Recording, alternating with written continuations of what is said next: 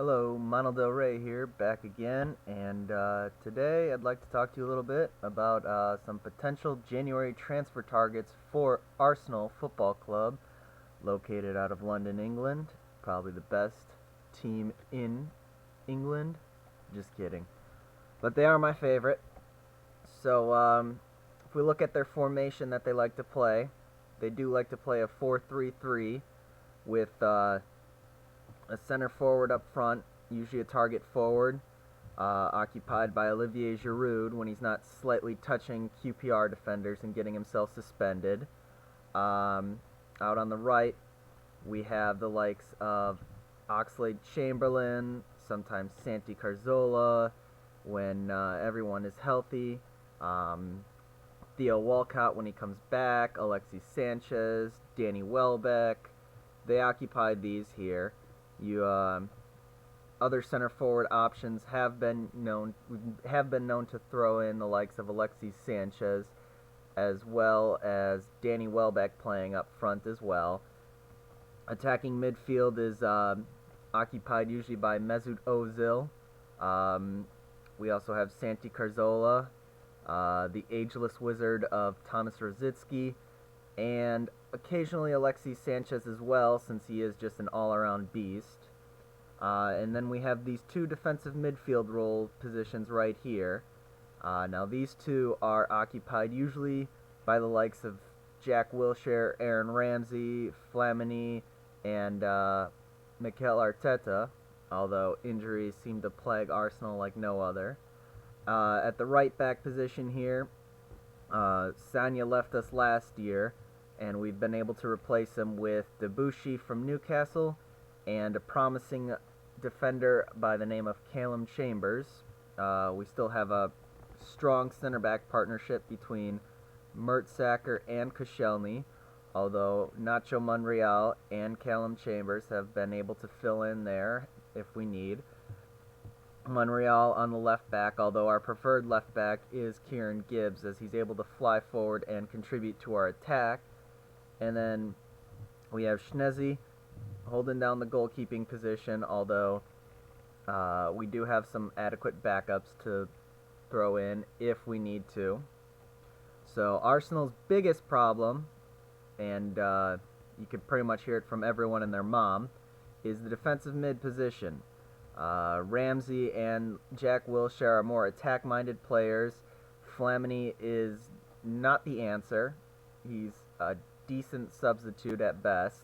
Arteta is injured on with his years and isn't quite this defensive mid that we need to protect ourselves from the center back. So potential January transfer options are the likes of Sami Khedira, the German international from Real Madrid, has hardly been appearing for Real Madrid, with the likes of Toni Kroos and Luka Modric arriving, filling up their defensive mid roles and running the defense a lot better.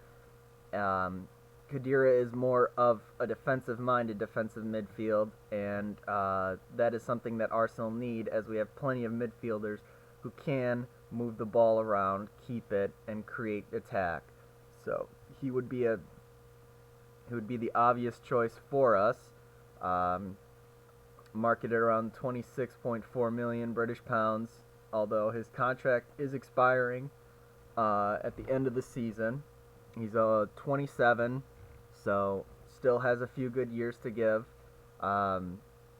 We could probably talk that price down with Real Madrid in January. If not, it seems like a lot of cash to go out and spend, considering we are doing okay in the league. But to ensure a fourth place finish, the likes of Sami Khedira being signed would be almost a perfect option. The next option that's thrown out there is Adrien Rabiot. Do not know how to pronounce French names, sorry. His market value is about 3.96 million British pounds, although PSG has been looking to offload him at about 24 million. He's only 19, and his contract doesn't expire till 2019, so PSG do hold a lot off of him with value-wise and can make that offer higher. He's also been linked with many other clubs, so if Arsenal were to sign him up, they would probably have to be paying PSG whatever they want, which is a problem, especially since PSG are looking to offload him way above market value. But he's a youngster, and he has the potential to turn out to be a huge asset, especially to the likes of Arsenal. So that's another option. The third option is William Carvalho.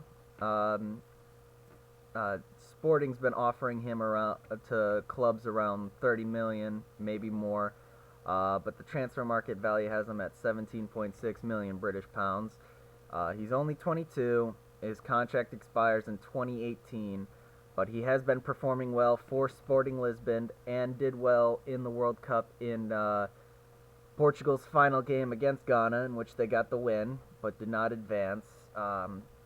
He is a very solid defensive midfield, and has been linked with a few clubs, including Arsenal, but the only reason that we've been put off by him is his expensive tag, and I don't see Arsenal making that expensive bid for him anytime soon unless the need truly desires.